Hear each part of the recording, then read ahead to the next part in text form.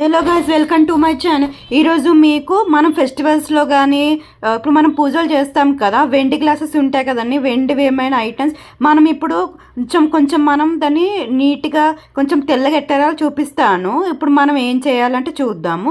ఇప్పుడు వీటిలో ఉన్నాయి కానీ కొంచెం బ్లాక్ ఉన్నాయి కదా, చూద్దాం. ఫస్ట్ నేను కొంచెం వేడి నీళ్ళు సర్ఫ్ ఎక్సెల్ తీసుకున్నాను. సర్ఫ్ ఎక్సెల్ కొంచెం ఆ వేడి నీళ్ళు వేసేసాను, కొంచెం సర్ఫ్ ఎక్సెల్. ఆ తర్వాత కొంచెం నేను ఉప్పు తీసుకున్నాను, కొంచెం దొడ్డు ఉప్పు ఉంటుంది కదా, ఆ దొడ్డు ఉప్పుని కొంచెం వేసుకున్నాను. బికాజ్ కొంచెం కరుగుతుంది కదా, సో అలానే నేను కొంచెం దొడ్డు ఉప్పు వేసుకున్నాను. నేను కొంచెం వేసానండి ఉప్పు, మీకు ఎంతకంటే అంత వేసుకోండి. చూడండి, మీకు కొంచెం పెద్ద టప్పల్లో కంటే పెద్ద కుక్కర్లో కూడా పెట్టుకోవచ్చు. నేను చిన్నవే కాబట్టి నేను చిన్నదాన్ని తీసుకొని పెట్టుకున్నాను. నెక్స్ట్ మనం చింతపండు తీసుకోవాలి. చింతపండు తీసుకొని మీ దాంట్లో వేసుకోండి. కొంచెం నేను ఒక 4-5 స్లైసెస్ తీసుకొని వేసుకున్నాను. అండ్ ఎందుకంటే మనం చింతపండు ఎందుకు వేస్తున్నామంటే కొంచెం మీరు వేసాక కొంచెం మనం కొంచెం తెల్లగా వస్తాయి ఇవి.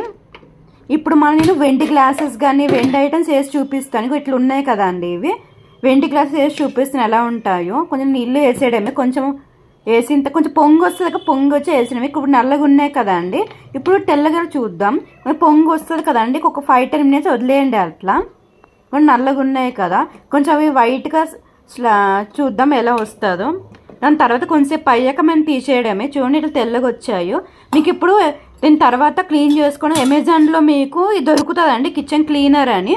మీరు ఆ కిచెన్ క్లీనర్ కొంచెం క్లీన్ చేయకుండా తెల్లగా వచ్చాయి కదా, మీకు కొంచెం బ్లాక్ని వైట్ షాప్లో ఎలా ఉంటే అట్లా చేశాను. చూడండి, మీకు ఏమైతే వేసేసుకోండి, అవుతాయి. అని నేను చూడండి ఎంత వైట్గా వచ్చి లాస్ట్కి ఎలా వస్తే చూద్దాం. మరి లాస్ట్ వచ్చేసరికి ఇట్లా అవుతుంది. Thank you for watching.